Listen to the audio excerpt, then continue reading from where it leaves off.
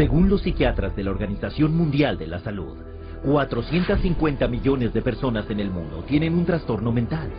3 veces las poblaciones metropolitanas de Tokio, Nueva York, Los Ángeles, Londres, París, la Ciudad de México, Mumbai, Milán, Madrid, Toronto, Washington, Atenas, Melbourne, Hong Kong, Singapur, Roma y Berlín combinadas.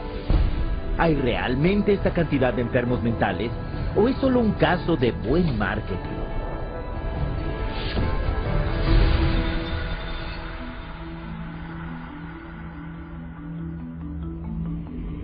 A principios del 99, Estados Unidos se enfrentó a una nueva epidemia aterradora. Te sonrojas, sudas, tiemblas, te resulta difícil respirar, decían los pósters, con el eslogan, imagina ser alérgico a la gente. La enfermedad era el trastorno de ansiedad social, TAS o SAD en inglés, y se afirmaba que afectaba al 13,3% de la población americana. Y para saber más, se instruía a los lectores a contactar con un grupo, la Coalición del Trastorno de Ansiedad Social. Lo que al público no se le dijo era que tanto la coalición como la campaña las había creado una agencia de relaciones públicas y era financiada por una empresa farmacéutica. Más tarde ese año, con la campaña haciendo consciente a millones de personas conscientes de este mal, previamente desconocido, el Paxil se convirtió en la primera droga aprobada por la FDA para el trastorno de ansiedad social. Psiquiatras como Jack Gorman, de la Universidad de Columbia, y Murray Stein, de la Universidad de California en San Diego, firmaron como los líderes para la campaña de Paxil. Y en 3 años, Paxil se disparó desde la 3ª posición en su clase a ser la primera. El director de producto de Paxil alardearía más tarde: el sueño de cada hombre de marketing es encontrar un mercado no identificado, desconocido y desarrollarlo. Eso es lo que pudimos hacer con el trastorno de ansiedad social. La competición del Paxil se fijó en eso. Ese mismo año, Pfizer consiguió la aprobación de la FDA para vender su antidepresivo Zoloft para el tratamiento del trastorno del estrés postraumático. Contrataron también una firma de relaciones públicas para crear su propio grupo de líderes psiquiátricos y les pagaron para difundir sus noticias sobre el trastorno. Esta campaña afirmaría que 1 de cada 13 personas desarrollaba este trastorno en su vida. Y esto incluía a quien viera un acto de violencia, un desastre natural o un evento angustioso. Y como con Paxil, las ventas del Zoloft subieron por las nubes. For the psychiatric drugs, the goal is to have as many people on them as possible. So the way to do that is to convince normal people that they have some defect or mental disease or condition that requires treatment. So I mean that's the way they do it. They hire these big marketing companies that come up with these campaigns. We're going to tell you about your disease so that you can lead a happier, healthier life. Oh, and by the way, we have a drug too that helps to treat this disease.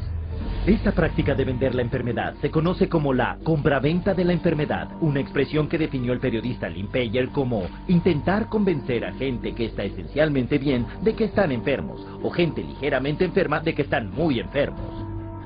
En Madison Avenue, la compraventa de la enfermedad se logra con una estrategia de clasificar la condición, donde la enfermedad mental se vende igual que los coches, la cerveza o el detergente de ropa.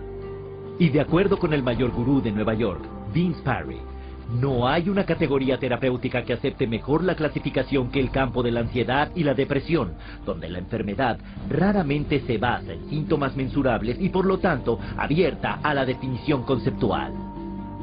Parry sugiere entonces a los ejecutivos 3 estrategias principales para lo que él llamó el fomento de la creación de enfermedades psiquiátricas. La primera es elevar la importancia de una condición, o hacer que el público crea que un problema es mucho peor y mucho más extendido de lo que realmente es. Antes de la introducción de los antidepresivos SSRI, la depresión se consideraba, incluso para los psiquiatras, que afectaba a solo 100 de cada millón de personas.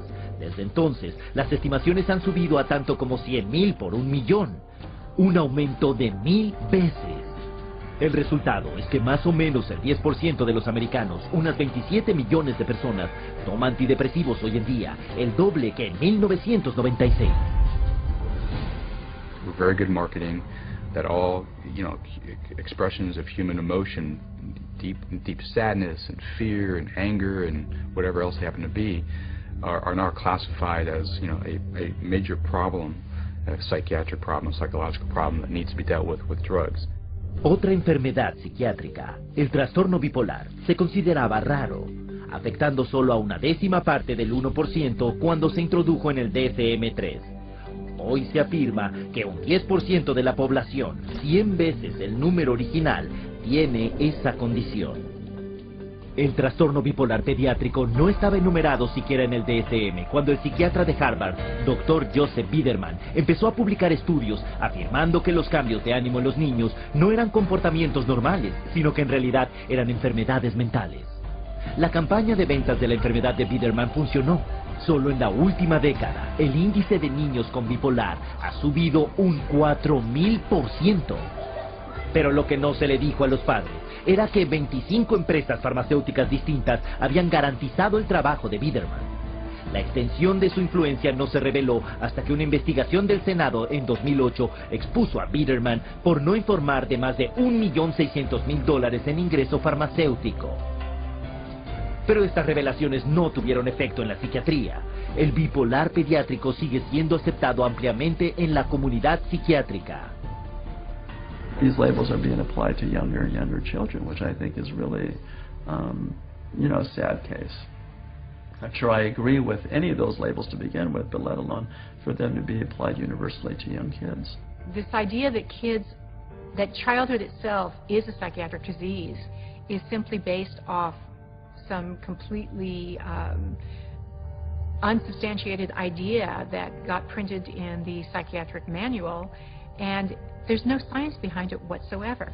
La venta de la enfermedad, estrategia número 2, redefinir una condición existente. Esta táctica toma un estado de ánimo normal y lo redefine como una enfermedad psiquiátrica que ahora tiene que tratarse con drogas. Ejemplo, la tristeza invernal, una condición mental común relacionada con la falta de sol en los meses de invierno, pero redefinida por los psiquiatras como el trastorno afectivo estacional, una enfermedad psiquiátrica que requiere tratamiento psiquiátrico. Otro ejemplo, consideremos el cambio de emociones en la menstruación de la mujer, creada por los psiquiatras como trastorno disfórico premenstrual, una enfermedad mental descubierta no en el laboratorio, sino en el departamento de marketing del fabricante de drogas Eli Lilly. When Prozac patent came up, they realized they needed to come up with some sort of new to keep the money rolling in, and they came up with a new disorder. They just made it out of thin air. You know, the premenstrual dysphoric disorder, the PMDD, and then the new wonder drug, which was Serafem, which if you look at Serafem on the back of the label, it just says, this is Prozac. And they were able to keep that patent so that nobody else could make it, so that they could keep that money rolling in. Many of the drugs today are simply drugs repackaged. They're drugs that had a patent and now are generic, or now get called something else, or they decide now to use them for something else. Estrategia número 3 para la venta de enfermedad. Crear una condición nueva para una necesidad del mercado no satisfecha. Ejemplo, trastorno de ir de compras compulsivo, promocionado por el psiquiatra Dr. Jack Gorman. En sus apariciones ante el público se citaba un estudio reciente que afirmaba que hasta 20 millones de americanos, 90% de ellos mujeres, podía tener el problema. Lo que no reveló era que el estudio fue financiado por los laboratorios Forest, fabricantes del antidepresivo Celexa, y que él era un asesor pagado para por lo menos 13 firmas farmacéuticas, incluyendo Forest.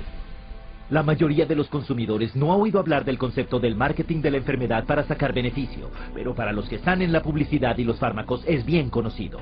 Un informe de 2005 de comprensión de la empresa Reuters para ejecutivos de compañías farmacéuticas observa que la capacidad de crear nuevos mercados de enfermedades aporta una cantidad indecible de miles de millones de ventas de fármacos, y que los próximos años presenciarán todavía más creación de enfermedad patrocinada por las corporaciones. If I can't get along with my husband, take a drug. If I'm feeling a little depressed, take a drug. If I can't study properly, take a drug.